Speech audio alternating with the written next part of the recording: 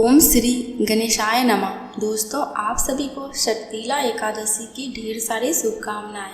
आज की वीडियो में जानेंगे 2024 में माघ मास में षटतिला एकादशी कब है, पूजा का शुभ मुहूर्त, व्रत का पारण समय और इसके साथ ही श्रवण करेंगे षटतिला एकादशी की व्रत कथा। माघ महीने की कृष्ण पक्ष की एकादशी को षटतिला एकादशी के नाम से जाना जाता है। षटतिला एकादशी पर तिल का 6 तरह से उपयोग करने का विधान है, इसलिए इसे षटतिला एकादशी कहा गया है।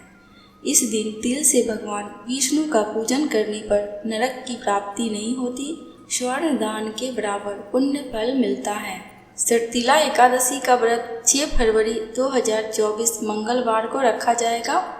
इस उपवास को करने से हमें शारीरिक पवित्रता और निरुक्ता प्राप्त होती है। इस दिन अन्न, तिल आदि दान करने से धन धान्य में बढ़ोतरी होती है।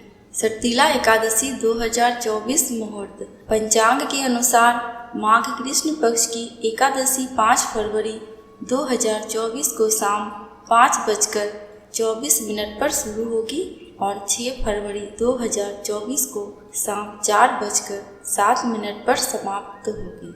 उदया तिथि के अनुसार षटतिला एकादशी 6 फरवरी को मनाई जाएगी। षटतिला एकादशी 2024 व्रत पारण समय।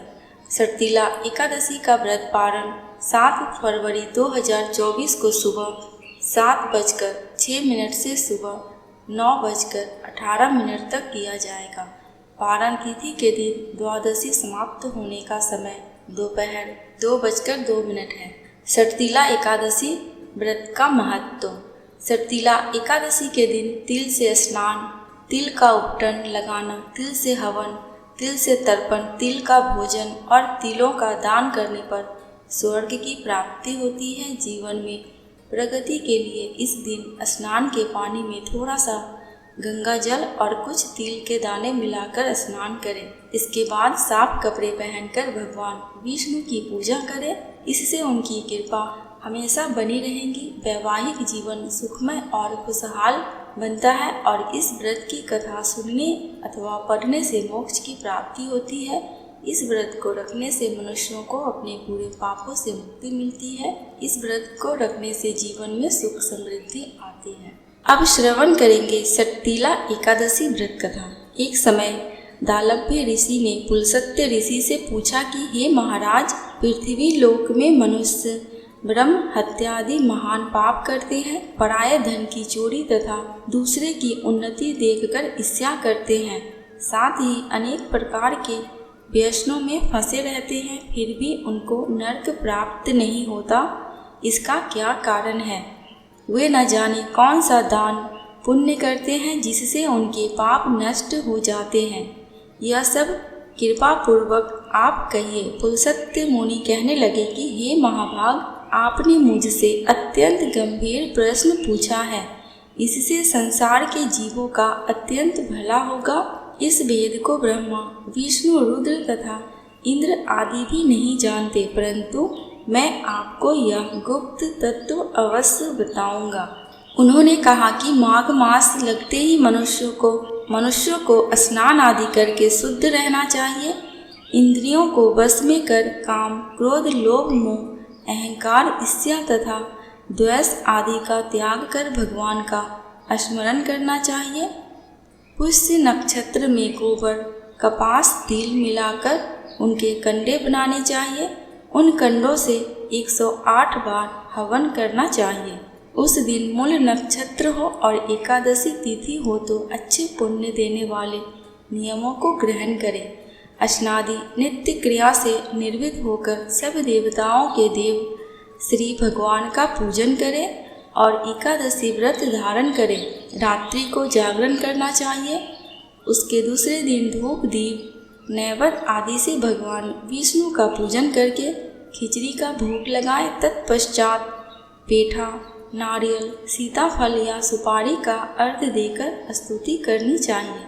हे भगवान, आप दीनों को शरण देने वाले हैं, इस संसार सागर में फंसे हुए का उद्धार करने वाले हैं। हे पुंडरीकाक्ष, हे विश्व भावन, हे पूर्वज, हे जगपते, आप लक्ष्मी जी सहित इस तुच्छ अर्घ्य को ग्रहण करें।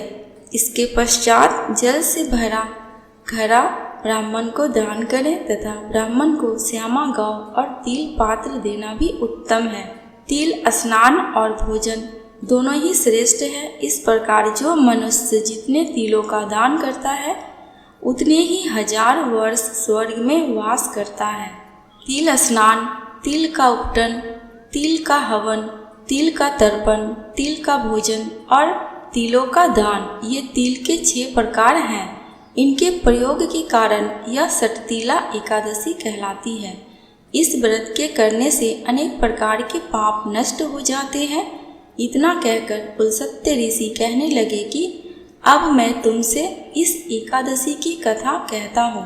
एक समय नारद जी ने भगवान श्री विष्णु जी से यही प्रश्न किया था और भगवान विष्णु ने जो सटतिला एकादशी का महात्म नारद जी से कहा, वो मैं तुमसे कहता हूँ।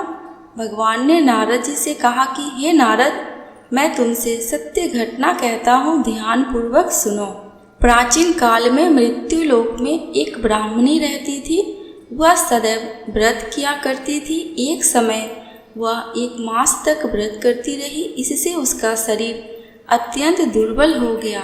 यद्यपि वह अत्यंत बुद्धिमान थी, तथापि उसने कभी देवताओं या ब्राह्मणों के निमित्त अन्न या धन का दान नहीं किया था। इससे मैंने सोचा कि ब्राह्मणी ने व्रत आदि से अपना शरीर शुद्ध कर लिया है, अब इसे विष्णु लोक तो मिल ही जाएगा, परंतु इसने कभी अन्न का दान नहीं किया, इससे इसकी तृप्ति होना कठिन है। भगवान ने आगे कहा, ऐसा सोचकर मैं भिखारी के भेष में मृत्यु लोक में उस ब्राह्मणी के पास गया और उससे भिक्षा मांगी। वह ब्राह्मणी बोली, महाराज किस लिए आए हो? मैंने कहा, मुझे भिक्षा चाहिए। इस पर उसने एक मिट्टी का ढेला मेरे भिक्षा पात्र में डाल दिया। मैं उसे लेकर स्वर्ग में लौट आया। कुछ समय बाद ब्राह्मणी भी शरीर त्याग कर स्वर्ग में आ गई। उस ब्राह्मणी को मिट्टी का दान करने से स्वर्ग में सुंदर महल मिला, परंतु उसने अपने घर को अन्नादि सब सामग्रियों से सुन पाया। घबराकर वह मेरे पास आई और कहने लगी कि भगवान, मैंने अनेक व्रत आदि से आपकी पूजा की, परंतु फिर भी मेरा घर अन्नादि सब वस्तुओं से सुन्न है। इसका क्या कारण है? इस पर मैंने कहा, पहले तुम अपने घर जाओ, देव स्त्रियाँ आएंगी तुम्हें देखने के लिए। पहले उनसे सटतिला एकादशी का पुण्य और विधि सुन लो, तब द्वार खोलना। मेरे ऐसे वचन सुनकर वह अपने घर गई। सब देव स्त्रियाँ आई और द्वार खोलने को कहा तो ब्राह्मणी बोली, आप मुझे देखने आई है तो सटतिला एकादशी का महात्म मुझसे कहो।